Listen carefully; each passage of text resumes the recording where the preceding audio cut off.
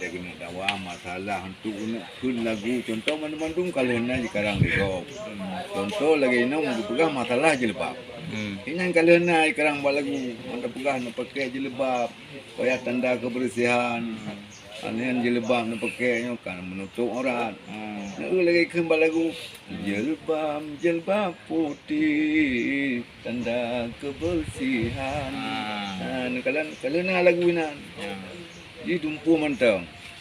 Jadi idenya terus kero. Memang lagu kanaina. Kamu. Nah, nanduri mendengar pemirsa yang kun 42 betul bak pa betul tup. Ate Bamban mulai spray kan? Watai banjir di Payabakung.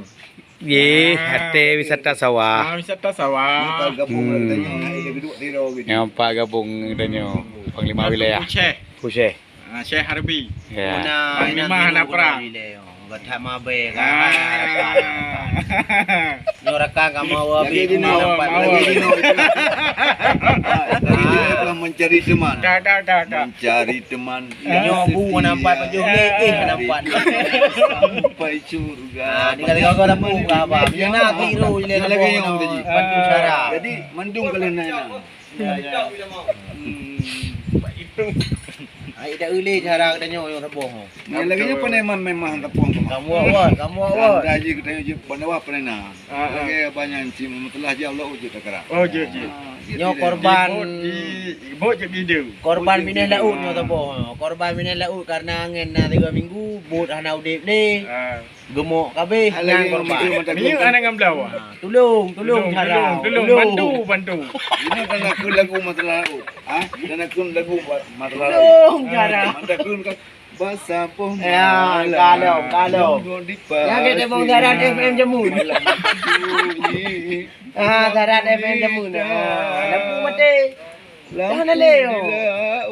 Muhu muriti mudari idi tanpa uban dah. Ya, kuban dia korban Drambi yang kenyo, korban Drambi. Nampan ni kamu.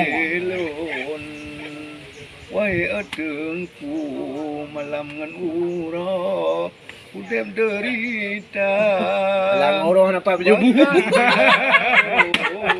Anak tahu aku. Wahai bukole kamu nyumandum lamun derita. Yang kero kan begah mendung kero anu. Anak ru kok. Kamu yang melaut, lagi ro kena kejauh laut kan. Ayam tu biar tembiang ronya. Ya kan? Anak ru kok drone menderita kero. Nuwa lau nampak baju pucuk raw. Emang kan memang nasib lagi Aku mengaku baju, mengaku. Memang kan nasib lagi nyo. Memang punya urang laut bunga ngan teput dalam roka. Ya kan? Ada hujan begitu, ada merah, judut urau api kadu pasar. Nampak nebutnya ya. Jadi itu tersambung ke lainnya di event selanjutnya yang karena karamedat pendengarnya hampir. Keadaan pia garudo. Pak dulu agak prehedumnya ke gedung kerja kena. Nyon tingkat yang puduk betul bak pa.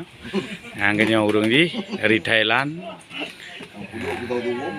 Get manan mandu mubiangna pemirsa jeta putar kembali untuk part selanjutnya yang berempat antara Syekh dari Malaysia dengan Bang Nada dari Malaka dua kan? Melaka. Jadi yang menang selebih le cara medua Terdampar seperti Rohingya. bukan Rohingya. Benar dari rumah benar Rohingya.